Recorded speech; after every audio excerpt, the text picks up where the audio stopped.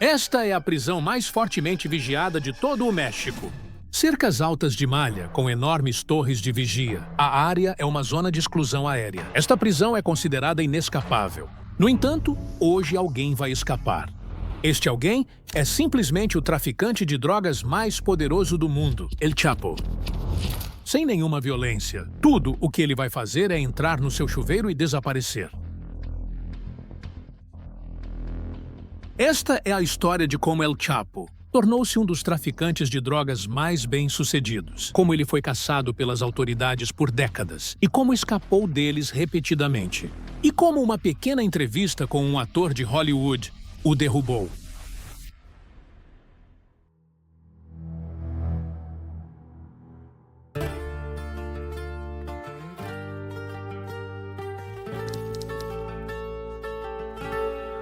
Joaquim Arquivaldo Guzmán Loera nasceu em 4 de abril de 1957, em uma família pobre, em um bairro pobre. A vila é La Tuna, nas montanhas Sierra Madre do México. Meninos aqui não crescem desejando ser astronautas, bombeiros ou médicos. Mas se tornar traficantes de drogas é uma maneira de ganhar dinheiro, e dinheiro é uma saída. As pessoas apelidaram Guzmán de El Chapo por causa de sua altura. El Chapo abandonou a escola cedo, nem sequer terminou a escola primária. Em vez disso, ele passava o seu tempo trabalhando nos campos de maconha e papoula, uma tradição familiar desde uma idade jovem. El Chapo é extremamente ambicioso. Determinado a subir nas fileiras do crime organizado mexicano, fez amizade com grandes nomes na cena local de drogas. Primeiro, ele se torna um chamado solucionador de problemas. Sempre que um carregamento de drogas perde o cronograma, El Chapo eliminava a pessoa responsável. A atitude intransigente dele o torna confiável. E ele se aproxima do chefão do cartel de Guadalajara. Quando o chefe é preso, El Chapo mantém os negócios funcionando, estabelecendo sua própria organização com outros traficantes. Nomeado chefe do cartel de Sinaloa, que mantinha caminhões, aviões e vagões para entregar cocaína e heroína nos Estados Unidos. E ele até constrói túneis de passagem de fronteira, uma habilidade que será útil muitos anos depois.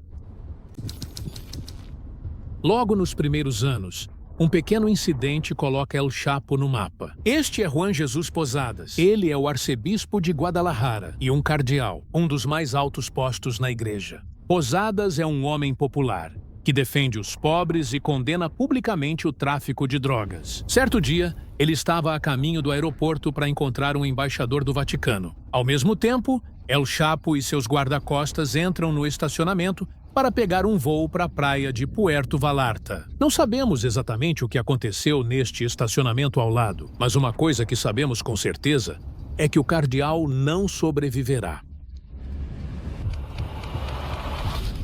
Esses dois irmãos dirigem uma operação de tráfico de drogas fora de Tijuana. Estão em guerra com El Chapo e seu cartel. Lutam pelo território de tráfico de drogas. E, de alguma forma, eles ficam sabendo que El Chapo vai estar no aeroporto naquele dia. Em seguida, um dos irmãos e um grupo de homens armados correm para emboscá-lo. El Chapo e seus homens correm em direção ao prédio do terminal, se escondendo atrás de carros no estacionamento. Mas, de alguma forma, eles conseguiram escapar sem serem atingidos. O assassinato fracassado deixa 7 pessoas mortas, entre eles, o cardeal. Esta é a versão dos eventos que as autoridades relataram publicamente. Posadas foi pego no fogo cruzado. Hora errada, lugar errado. Mas existem dúvidas sobre esta história. A morte dele não parece uma coincidência. É provável que o atirador tenha matado o cardeal deliberadamente. Ele foi baleado 14 vezes a curta distância. Mais tarde, os oficiais sugerem que os atiradores confundiram os carros. Um Mercury Grand Marquis branco, o mesmo modelo em que Posadas usou naquele dia. O atirador pensou que era o carro do El Chapo e abriu fogo, mas o cardeal usava sua túnica quando foi baleado. Ele não estava vestido de maneira alguma como um traficante de drogas. Se o atirador o matou a curta distância, como eles poderiam tê-lo confundido com El Chapo? Anos depois, o sucessor de Posadas fará uma acusação séria. Se trató de un crimen de Estado perpetrado por la Policía Judicial Federal, es decir, por la policía de la PGR. Ele acredita que a polícia realizou o assassinato para o governo mexicano. Acusou funcionários do governo de terem laços com esses cartéis. O que realmente aconteceu em 1993 no aeroporto de Guadalajara.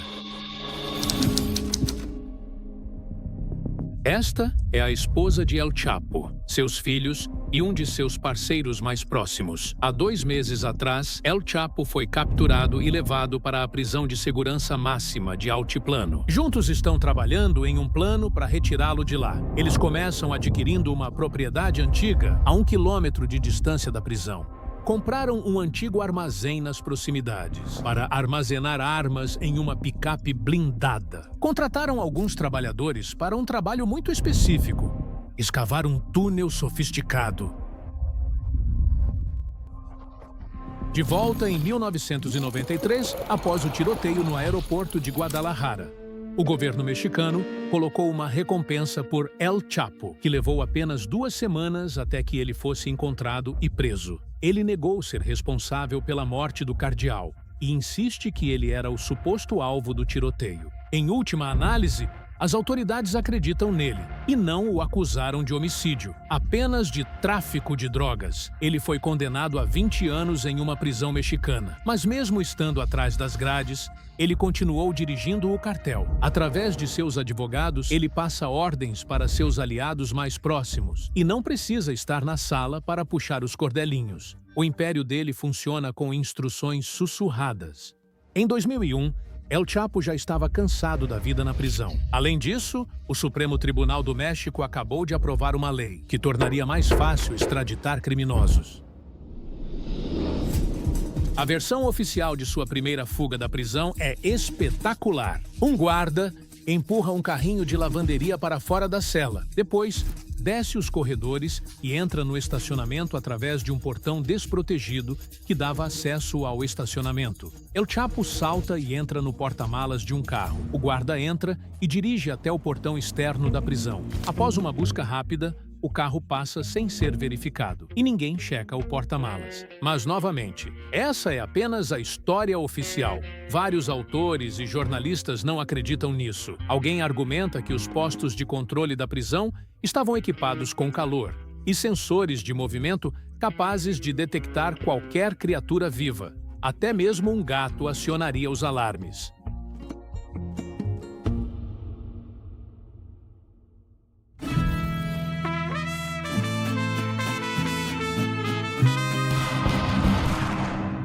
Nos próximos anos, o cenário dos cartéis mexicanos muda drasticamente.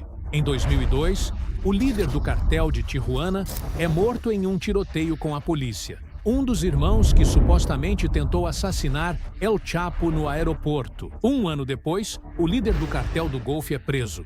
E agora 2 grandes cartéis estão sem liderança. El Chapo vê como uma oportunidade e invade Tijuana e o território do Golfo, desencadeando lutas brutais. Nuevo Laredo é uma área na fronteira entre os Estados Unidos e o México. Praticamente se transforma em uma zona de guerra. Alguns ex-soldados do exército mexicano começaram a trabalhar para El Chapo e entram em conflito com o que resta do cartel do Golfo, cujos principais combatentes foram parcialmente treinados pelos Estados Unidos no início. A violência resulta em mais de 1000 mortes. Muitos deles eram civis. Em 2006, Felipe Calderón se torna o novo presidente do México. Determinado a reprimir o crime organizado, ele declara guerra aos cartéis e mobiliza os militares. Mas a violência aumenta drasticamente e entre 2007 a 2014, mais de 160 mil pessoas morreram durante a guerra às drogas no México. E então, El Chapo se torna o criminoso mais procurado do mundo, transformando o cartel de Sinaloa em uma das organizações criminosas mais poderosas da história e torna-se o principal fornecedor de drogas para os Estados Unidos. O cartel de El Chapo opera em 50 países e gera bilhões de dólares em lucros a cada ano. Por sua vez, El Chapo se torna extremamente rico, eventualmente entrando na lista Forbes dos bilionários do mundo.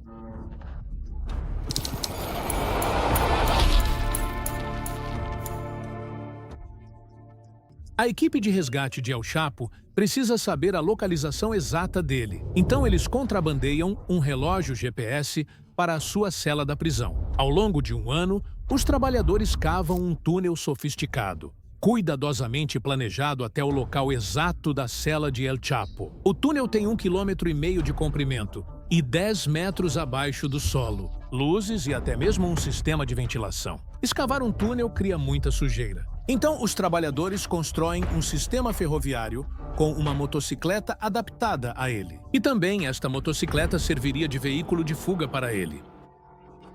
Mas como El Chapo acabou em altiplano?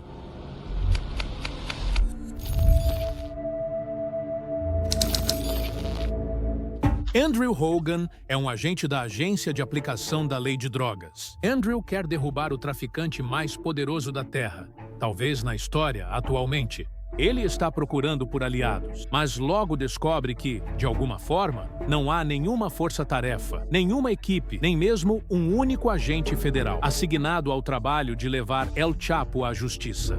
E então, ele faz um curso de espanhol e se prepara para se mudar para o México. Enquanto isso, um dos colegas de Andrew nos Estados Unidos consegue obter o PIN do BlackBerry de El Chapo. Ele rastreia seu telefone até o resort de férias Cabo San Lucas e imediatamente notifica o Andrew. Andrew passa as informações para os oficiais no México e imediatamente a polícia vai até o local que supostamente estava El Chapo. Mas ele não estava no lugar. Logo em seguida, eles reduzem o sinal do telefone de El Chapo nas proximidades do resort. E para a surpresa de todos, El Chapo estava lá. Mas antes que as forças especiais chegam, El Chapo conseguiu escapar pela porta dos fundos. E de alguma forma, ele consegue chegar a uma pista de pouso sem ser capturado.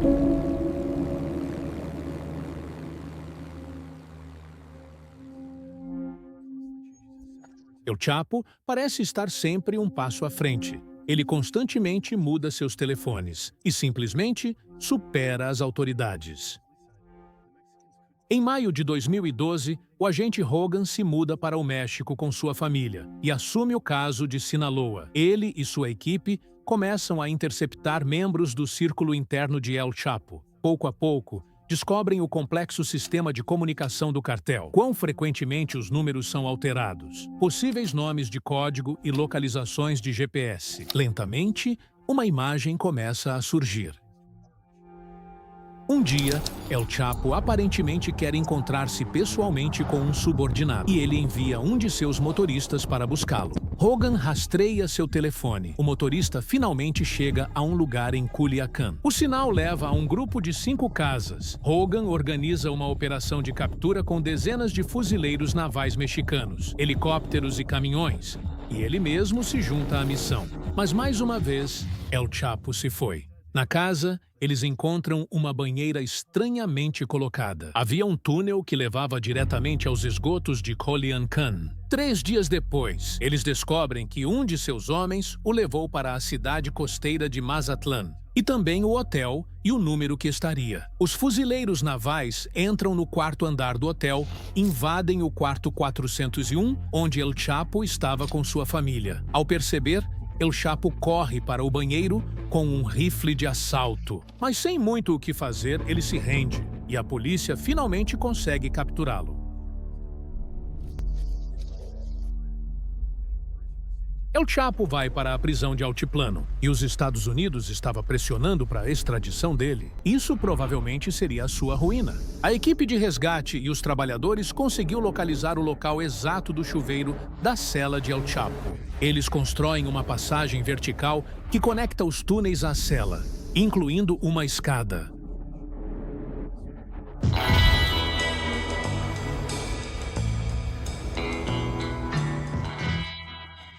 Toda essa escavação cria muito barulho e vários prisioneiros estavam reclamando, mas os guardas os ignoram. A equipe de resgate de El Chapo consegue completar o túnel que custou 5 milhões de dólares. Esse túnel que vai diretamente para a sua cela da prisão. E agora, tudo o que resta é romper o chão da cela. E assim, chega o dia. El Chapo senta em sua cama enquanto uma câmera de vigilância o monitora de perto. A câmera também grava o áudio e dá para ouvir a televisão em volume alto. Mas também é possível ouvir barulhos altos de batidas, provavelmente alguém que está rompendo o chão da cela.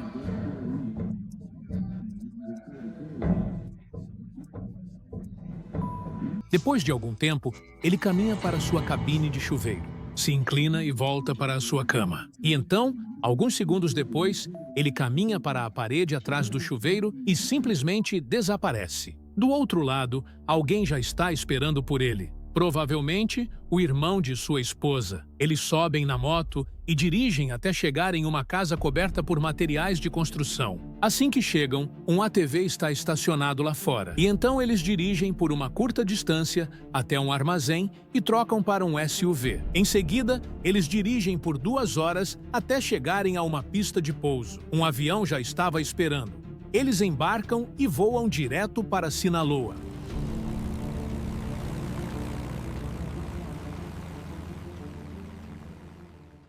Meses depois, um dos filhos de El Chapo posta um tweet. Em anexo está uma foto, presumivelmente com seu pai. O tweet estava marcado com uma localização na Costa Rica. Vamos recuar por um segundo. Algumas coisas sobre esta fuga espetacular simplesmente não fazem sentido. Há imagens de vídeo dos guardas assistindo suas telas enquanto El Chapo desaparece. No entanto, eles levam cerca de 20 minutos para verificar a cela. Eles até esperam mais alguns minutos antes de finalmente entrarem. E também parece improvável que a construção do tal túnel realmente passou despercebida. Afinal, todos os prisioneiros reclamaram ativamente do barulho da perfuração. Uma grande maioria dos mexicanos acredita que a fuga foi um trabalho interno. Pouco tempo depois da segunda fuga da prisão de El Chapo, o diretor da prisão e 2 outros funcionários foram demitidos. E El Chapo se torna novamente o criminoso mais procurado do mundo. A pressão para finalmente levá-lo à justiça está mais alta do que nunca. A caçada começou. E então El Chapo faz um movimento louco. Ele sabe que é considerado uma lenda no México e ele quer ainda mais fama. Um filme sobre a vida dele, Sean Penn, já está envolvido em uma produção sobre ele, juntamente com a atriz mexicana Kate del Castillo. Mais tarde, Castillo consegue entrar em contato com El Chapo e seus associados. Finalmente, El Chapo concorda em encontrar-se pessoalmente com ela e Sean Penn para falar sobre o filme, enquanto tecnicamente ele está em fuga. Sean Penn entrevista El Chapo sobre sua carreira como um senhor das drogas, uma história posteriormente publicada pela Rolling Stone. Nele, Penn revela que o túnel de fuga de El Chapo foi preciso que engenheiros fossem enviados para a Alemanha por 3 meses de extensos treinamentos. Treinamento adicional, necessário para lidar com o lençol freático baixo abaixo da prisão. Mas, de acordo com fontes do governo, a entrevista também é um fator crucial para os investigadores. Para se aproximar de El Chapo aparentemente o tempo todo, eles estão monitorando os movimentos de Penn e Castillo muito de perto. Em 9 de outubro de 2015, as forças especiais mexicanas estavam se aproximando dele nas montanhas de Sinaloa. Depois de um tempo,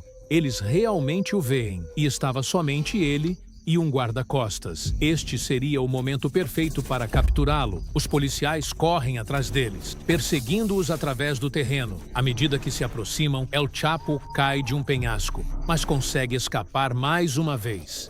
Mas as autoridades não desistem da caçada. Em janeiro de 2016, eles têm outra chance. Os fuzileiros navais dos Estados Unidos conseguiram localizar El Chapo mais uma vez, na cidade costeira de Los Mochis. A pista vem de um pedido de taco feito de uma van branca. Testemunhas dizem que o motorista é um dos homens de El Chapo. Os fuzileiros navais começam a vigiar o carro. Isso finalmente os leva a uma casa, fiel ao seu estilo. Ele e um de seus homens armados fugiram através de um túnel escondido. O túnel termina bem em frente a um Walmart. El Chapo precisa escapar rapidamente. Eles roubam um carro com armas em punho, mas depois de apenas dirigir alguns quarteirões, o carro quebra. Então eles o abandonam e perdem um tempo valioso. Eles conseguem outro carro e entram na autoestrada. Mas é tarde demais. A polícia finalmente prendeu El Chapo. Ele ainda tenta ameaçar os policiais, dizendo que 40 de seus assassinos estão supostamente a caminho para libertá-lo. Após uma década de esconde-esconde, fugindo uma e outra vez, e provavelmente protegido pela corrupção sistêmica, El Chapo